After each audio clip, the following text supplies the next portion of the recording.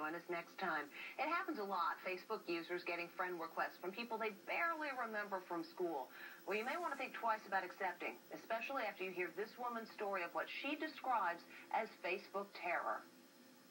It all began when this woman got a seemingly innocent request to become Facebook friends with a guy she barely knew in high school.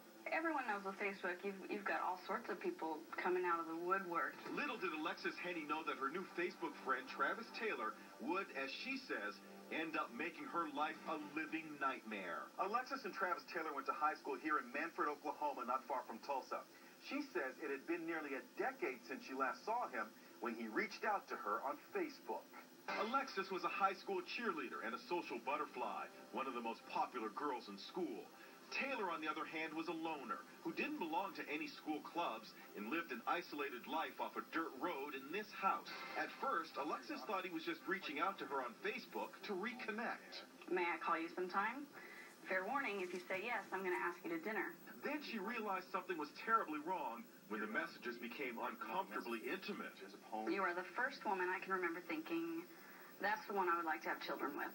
He began bombarding her with long, rambling messages that got so bad, she finally replied by repeating the word stop 100 times. She says the response was this bone-chilling message sent on Valentine's Day. I could have chopped you up. Nobody ever would have known. I could have slit your throat and drank your blood.